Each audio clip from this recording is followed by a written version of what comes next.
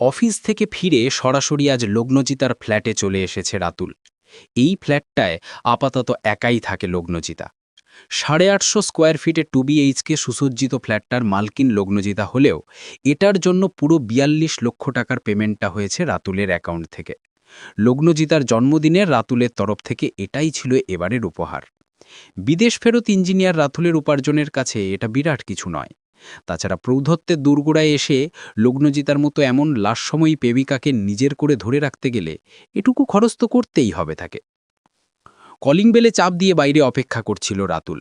Hot pant আর sleeveless tight গেঞ্জি পরা Lagnajita door lock খুলেই শরীরে একটা তরঙ্গ তুলল। What a surprise! আজেব অফিস ডেটে এখানে এলে, বাড়ি যাওনি বুঝি? ভেতরে ঢুকেই লগ্নজিতার নরম গালটা আলতো করে ছুঁয়ে দিল রাতুল। নো ডার্লিং, আজ আর ইচ্ছা করল না বাড়ি যেতে। শুধু শনি রবিবার তোমার কাছে আসবো, অন্য দিন নয়। এই রুটিন মাফিক ব্যাপারটার ভালো লাগছে না। মাঝে মাঝে নিয়ম ভাঙার আনন্দটা পেতে ইচ্ছা করে। রাতুলের শরীরের দিকে কিছুটা ঝুঁকে ওর টায়ের নট খুলতে খুলতে খিলখিল করে হেসে উঠল লগ্নজিতা। আনন্দটা কেমন, স্কুল পালিয়ে বন্ধুদের সঙ্গে সিনেমা দেখতে যাওয়ার মতো বুঝি? দারুণ বলেছ। ছোট থেকেই সাফল্যের পিছনে ছুটেছি, তাই স্কুল পালানোর এনজয়মেন্টটা কেমন হয় জানা ছিল না। বন্ধুরা মাঝে সাঝে এনজয় করতো ব্যাপারটা, কিন্তু সে সৌভাগ্য আমার হয়নি। বলতে পারো বাবার শাসনের ভয়ে সাহসে কুলায়নি। তবে আজ আমার ওই ধরনেরই একটা ফিলিংস হচ্ছে। বুঝলাম। কিন্তু তোমার সতীসাধ্বী স্ত্রী আবার চিন্তায় অস্থির হয়ে উঠবে না তো? একদমই না। অফিস থেকে বেরোনোর সময় ফোন করে জানিয়ে দিয়েছি আজ রাত্রে ফিরব না। ব্যাস, আমার কর্তব্য শেষ। কোনো প্রশ্ন করেনি। তপস্বী আমাকে প্রশ্ন করবে এত সাহস আছে নাকি ওর? নেই। আর তাই তো গত 4 মাস ধরে শনি রবিবারগুলোয় দুপুরে আমি কোথায় থাকছি আজকাল সে নিয়েও কোনো প্রশ্ন করে না। যাক, এদিক দিয়ে তাহলে শান্তি, কি বলো? 100%। ও নিয়ে ভাবতে হবে না তোমাকে। ছাড়ো ওসব। আজ কিন্তু চুটিয়ে এনজয় করব আমরা। আসলে দুপুর আর রাতের মধ্যে একটা পার্থক্য থেকেই যায়, তাই নয় কি? আজ সারা রাত তোমাকে ঘুমাতে দেব না। লগ্নজিতা গাল ফুলিয়ে আদুরে গলায় বলল, ইস, রাত্রি জাগলে আমার চোখের তলায় স্পট পড়ে যাবে না বুঝি? লগ্নজিতার মেধিং কোমর দুহাত দিয়ে জড়িয়ে ধরল রাতুল। যাই যাবে, আজ আমরা দুজনেই নিয়ম ভাঙার খেলায় মাতব। লগ্নজিতা রাতুলের ঠোঁটের ওপর তর্জনী বোলালো, যাও, ভারী দুষ্ট তুমি। মনে মনে হাসল লগ্নজিতা। 46-এ ধাক্কা দিয়েও পুরুষের কাছে নিজেকে এতটা মোহময়ী করে রাখতে পারার জন্য অহংকার বোধটা আবার মাথা চাঁড়া দিল। মনে মনে তপস্যার উদ্দেশ্যে বলল, তপস্যা বসু, তুই একটা লুজার। হ্যাঁ হ্যাঁ, হেরো তুই। আমার কাছে পুরোপুরি হেরে গেছিস তুই অনেক আগেই। তুই একসময় যার নয়নের মণি ছিলি সে এখন আমার হাতের মুঠোয়। আমাদের 12 জন বন্ধুর মধ্যে থেকে একদিন রাতুল নামের এই হ্যান্ডসাম ব্রিলিয়ান্ট স্কলারের দৃষ্টি আকর্ষণ করে বড় অহংকার হয়েছিল তোর, তাই না? আমি তোর সেই অহংকারকে মাটির ধুলোয় মিশিয়ে দিতে পেরেছি। তোর সেই অহংকারের মানুষটা এখন কোথায় তুই কি জানিস সেই খবরটা? জানবি, কয়েকদিন পরই জানবি। সুরজিৎ আর আমার ডিভোর্সটা হয়ে গেলেই তোর জায়গাটা পুরোপুরি দখল করব আমি। তোর সেদিনের অবস্থার কথা ভেবে আমার বড্ড মায়া হচ্ছে রে। হঠাৎ শব্দ করে হেসে উঠল লগ্নজিতা। চমকানো গলায় রাতুল বলল, কি হলো ডার্লিং, এত হাসছ কেন? নিজেকে সামলে নিয়ে চটুল কটাক্ষ হানল লগ্নজিতা। কেন হাসছি বুঝতে পারছ না? তোমার এত ছেলে মানুষই এত পাগলামি দেখে না হেসে থাকা যায়? আমাদের দুজনের বয়সটার কথা ভেবেছ? রাতুল আরও একটু কাছে টেনে নিল লগ্নজিতাকে। নো ডার্লিং, বয়সের হিসেব একদম করবে না। তুমি তো অনন্ত যৌবনা, আর আমার কাছে আজও অষ্টাদশী। তোমার ছোঁয়া পেলে আমি যে ঠিক কি হয়ে যায় সেটা তো তুমি জানো জিতা। রাতুলের বাহুবন্ধন থেকে নিজেকে মুক্ত করতে করতে লগ্নজিতা বলল, আরে তুমি তো অফিস থেকে এসেছো, একটু ওয়েট করো, আমি আসছি কিচেন থেকে। জানা থাকলে রান্নার মেয়েটাকে দিয়ে কিছু করিয়ে রাখতাম। দেখি তোমার জন্য স্পেশাল কিছু করা যায় কিনা। লগ্নজিতা ড্রয়িং রুম থেকে বেরিয়ে যেতেই ফুরফুরে মেজাজে সোফায় গা এলিয়ে দিল রাতুল। এখন রাত 11টা। ট্রের মধ্যে 1 প্লেট চিকেন বল, 2টো খালি পেগ আর হুইস্কির বোতল সাজিয়ে ঘরে ঢুকেছিল লগ্নজিতা ঘণ্টা 2 আগে। সেই থেকে সমানে ড্রিঙ্ক করে নিজেদের শরীরের উত্তাপ বাড়িয়েছে দুজনেই। দুজনের চোখে ধরেছে রঙিন নেশা। নরম বিছানার আশ্রয়ে সঁপে দিয়েছে নিজেদের। নীলাভ নাইট ক্ল্যাম্পের হালকা আলোয় মোহময় পরিবেশে আস্তে আস্তে নিজেদের ভাসিয়ে দিয়েছে ভালো লাগার জোয়ারে। 48 বছর বয়সেও রাতুলের অস্থিরতা দেখে যেমন মজা পায় লগ্নজিতা, তেমনি ভালোও লাগে। এই অস্থিরতা কখনো দেখেনি সুরজিতের মধ্যে। সুরজিতের প্রেমের প্রকাশটা ছিল অন্যরকম। ওর প্রেম ছিল নদীর হালকা ঢেউয়ের মতো, আর রাতুলের প্রেম যেন সমুদ্রের উত্তাল তরঙ্গ। সেই উথাল পাথাল ঢেউয়ের তোড়ে নিজেকে ভাসিয়ে দিয়ে একটা অন্যরকম তৃপ্তি পায় লগ্নজিতা। মনে হয় এই ভালো লাগা যদি অনন্তকাল থাকত বেশ হতো তাহলে। জীবনটা বড্ড একঘেয়ে লাগত লগ্নজিতার সুরজিতের সংসারে।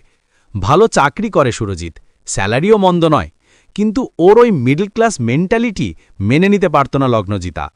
সব কিছু ছিল ওর রুটিন মাফিক, অফিস আর বাড়ির বাইরে কিছু যেন ভাবতে পারে না মানুষটা। ছুটি ছাটায় 9 মাসে 6 মাসে একটু ঘুরতে যাওয়া, এছাড়া বছরে একটা বড় ট্যুর, ব্যাস এখানেই ইতি। সুরজিৎ যেন এক অন্য ধাতের মানুষ, অন্য সব কিছুর থেকে নিজের ছেলের ব্যাপারে নজরটা একটু বেশিই ওর। 16 বছরের ছেলেটার কানের কাছে সারাদিন আদর্শের বুলি আঁড়ে চলেছে মানুষটা। রিতকে এ যুগের ছেলে, এসব শুনে নিশ্চয় খুব বিরক্ত হয় বাবার ওপর, অথচ সেটা বোঝে না সুরজিৎ। সেদিন বুঝবে, সেদিন রিকো ওকে ঠেলে সরিয়ে দেবে। অসহ্য লাগত লগ্নজিতার সুরজিতের ঘর কোনো স্বভাবটার জন্যে। ওর সব বন্ধুরা যখন তখন বাড়িতে পার্টি দেয়। সুরজিৎ নিজে তো কখনো পার্টি অ্যারেঞ্জ করেইনি, উপরন্তু নিজে সেসব পার্টিতে যেতেও না, ফলে লগ্নজিতারও যাওয়া হতো না। লগ্নজিতা যাওয়ার কথা তুললে একই কথা বলতো, আত্মীয় স্বজন বা বন্ধুদের বাড়ির বিয়ে, অন্নপ্রাশন বা জন্মদিনের মতো অনুষ্ঠানগুলোতে তো তোমাকে আর রিককে নিয়ে যাই, কিন্তু কারণ ছাড়া ফালতু হুল্লোড় করার জন্য যে পার্টি, সেখানে যেতে ভাল লাগে না আমার। লগ্নজিতা বিরক্ত হতো ওর একগুয়েমিতে।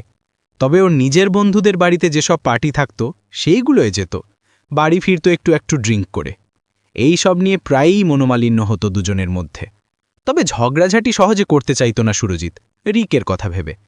ওকে কথা শোনালেও চুপ করে থাকত। ওর ওই নীরবতা, এই নিরুত্তাপ ব্যবহার যেন আরও অসহ্য লাগত লগ্নজিতার। সুরজিতের সংসারে থাকতে থাকতে জীবনটাকে যখন মরুভূমির মতো মনে হচ্ছিল, তখনই একদিন শপিং মলে দেখা হয়ে গেছিল রাতুলের সঙ্গে। তপস্যার সঙ্গে নয়, মেয়ে ঐশিকাকে সঙ্গে নিয়ে এসেছিল রাতুল। মেয়ের জন্মদিনের জন্য ড্রেস পছন্দ করছিল রাতুল।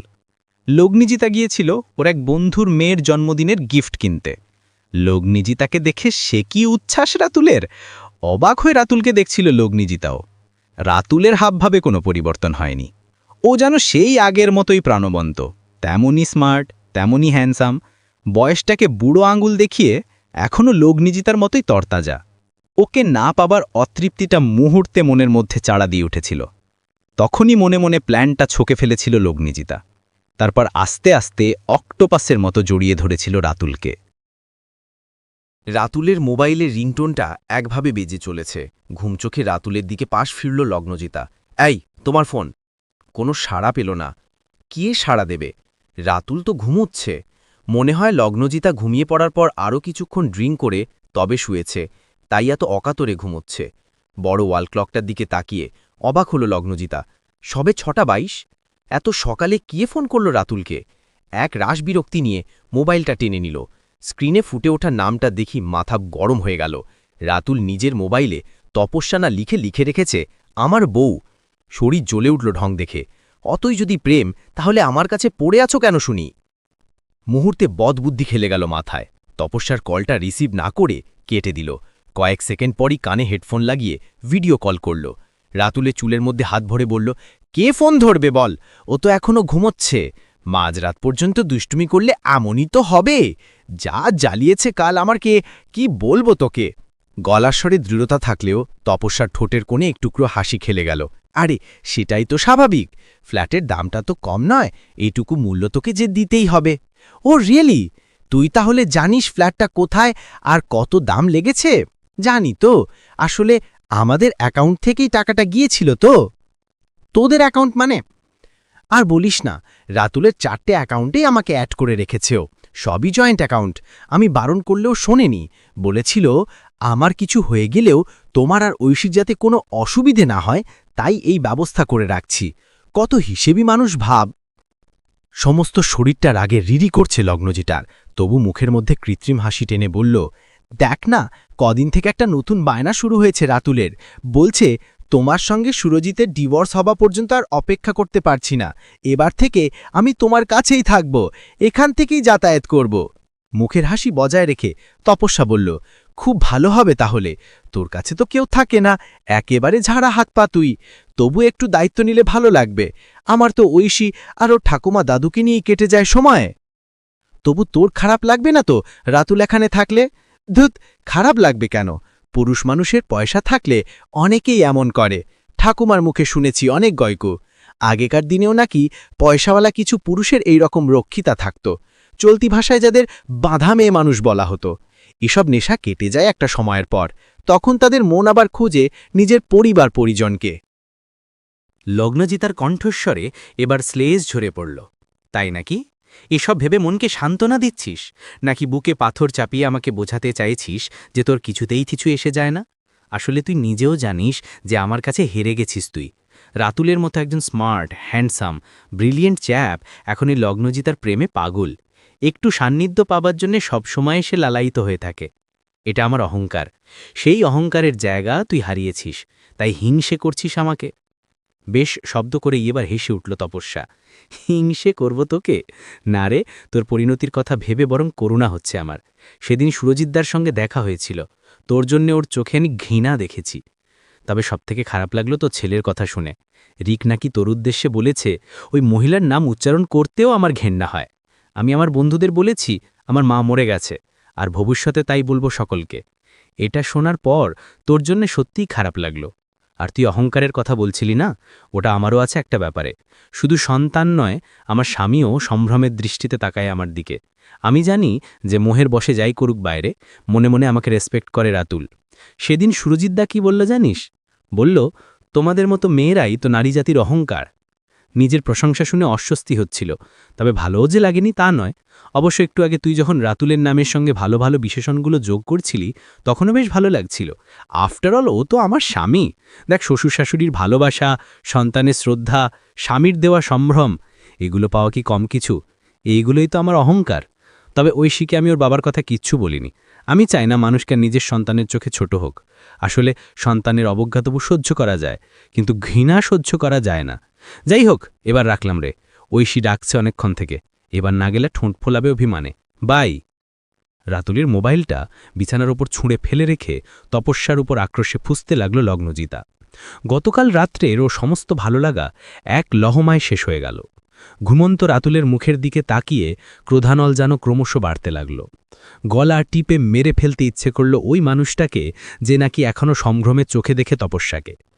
আজও যার নিরাপত্তার কথা ভাবে ওই মানুষটা, সে হচ্ছে তপস্যা।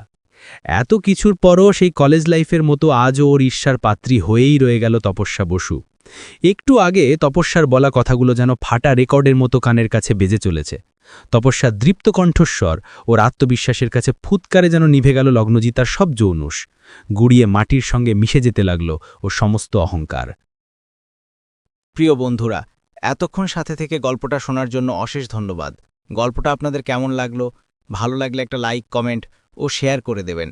আর পরবর্তীতে এরকম আরও নতুন নতুন গল্প শুনতে চাইলে আমার চ্যানেলটি সাবস্ক্রাইব করে সাথে থাকুন। ভালো থাকবেন সবাই। ধন্যবাদ।